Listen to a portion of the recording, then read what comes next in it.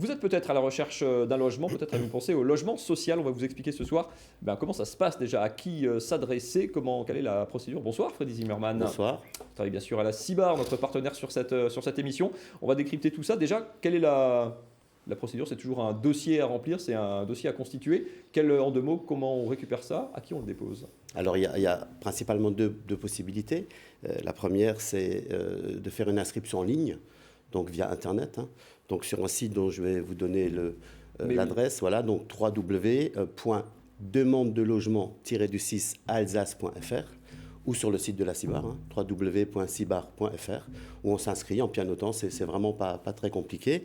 Et puis, il y a la possibilité aussi sur un dossier CERFA en papier, qu'on peut trouver chez tous les bailleurs, qu'on peut trouver dans beaucoup de mairies aussi, dans les unités territoriaux-médico-sociales du département, auprès aussi des conseillers départementaux, qui sont bien évidemment nos partenaires en termes de demande de logement. Et je pense qu'il faut bien expliquer que c'est absolument pas difficile. Souvent, les gens sont bloqués en disant que c'est très compliqué. Ils se découragent avant même de faire la demande. Exactement.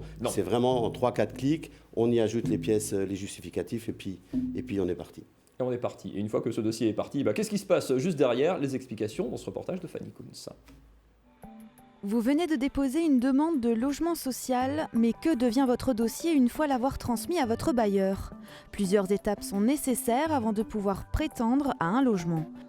Je viens déposer une demande de logement. Lorsque vous déposez votre dossier à l'accueil de la société immobilière du Bas-Rhin, celui-ci est tout d'abord vérifié. Afin de le compléter, un certain nombre de documents vous ont été demandés.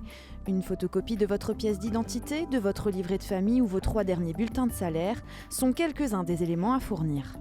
Si tout est en ordre, l'agent emporte alors votre dossier de demande de logement social.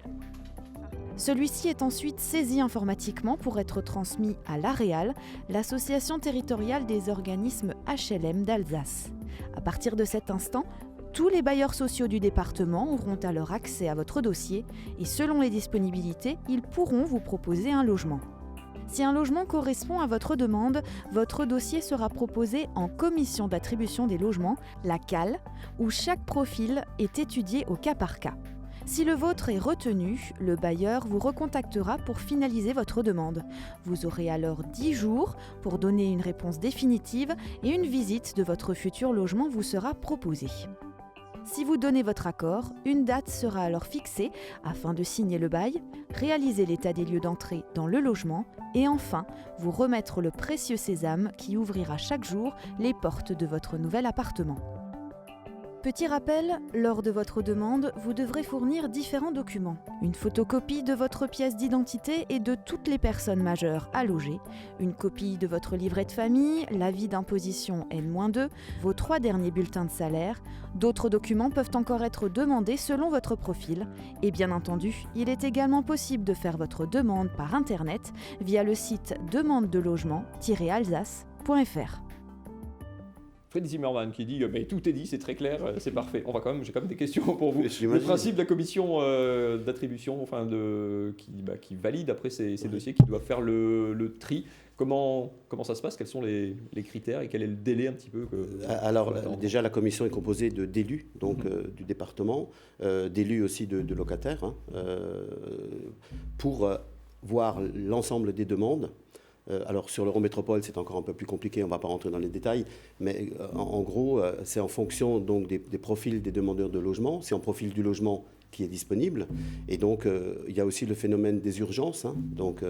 J'allais y venir justement, il y a une voie spéciale pour... quel cas ça concerne? Enfin, on parle de dossiers. Alors, il y a des violences conjugales, il y a des problèmes familiaux qui peuvent... Quand on doit mettre un conjoint à l'abri. Par exemple, voilà, des problèmes, ça peut aussi être suite à un sinistre dans un logement. Donc, on peut être face à des situations d'urgence, donc il faut gérer et essayer d'y répondre le mieux possible et le plus rapidement possible.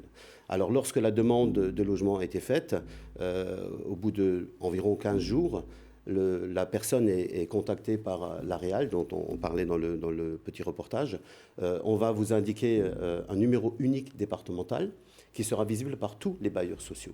Donc c'est un avantage puisque nous, à la CIBAR, on peut par exemple ne pas avoir de logement à disposition dans telle ou telle commune, alors qu'un autre bailleur peut en avoir un. Donc c'est vraiment pour la personne qui fait une demande de logement un avantage d'être visible par l'ensemble des C'est bailleurs pour ça du que département. la démarche est départementale. Ça Tout à permet fait. effectivement, c'est quoi? Tout à C'est plus efficace, la réponse est plus adaptée, plus rapide. C'est plus efficace puisque dans le temps, il fallait déposer une demande chez chaque bailleur. Donc vous imaginez un peu le nombre de bailleurs. Et là, on a une demande unique qui, elle, est visible par l'ensemble des bailleurs du département. Donc ça facilite grandement les choses.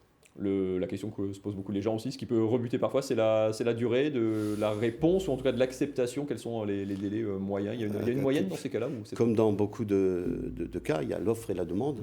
Donc il y a des secteurs qui sont tendus. Donc la demande peut durer très longtemps. Ça peut être aussi plus rapide, ça peut être en 1 mois, en 2 mois. Tout dépend de l'urgence de la situation et de la disponibilité des logements dans les secteurs demandés. Ça dépend de la commune. On peut dire un mot, où est-ce que c'est compliqué en ville, dans l'Eurométropole, évidemment. À la campagne, dans les territoires plus ruraux, plus éloignés, il y a un peu plus de disponibilité. Mais voilà, la durée moyenne, il n'y a pas. C'est compliqué. Ça peut être 2 semaines, ça peut être 1 mois, ça peut être 6 mois. Au bout de le dossier, une fois que la demande est faite, on attend, il faut réactiver sa demande, ou au bout d'un certain temps, la demande s'éteint? Alors une fois que la demande est validée, elle est valable 1 an. Mais la personne est contactée, on l'informe via Internet, quelques semaines avant, on lui demande de renouveler la demande. Si elle n'est pas renouvelée, elle sera toujours active, mais elle sera en état non renouvelé, donc elle ne pourra pas être traitée. Donc il est dans l'intérêt des demandeurs de logement de mettre régulièrement à jour leur demande de logement. Merci beaucoup, Freddy Zimmermann, Avec pour plaisir. tous ces éclaircissements.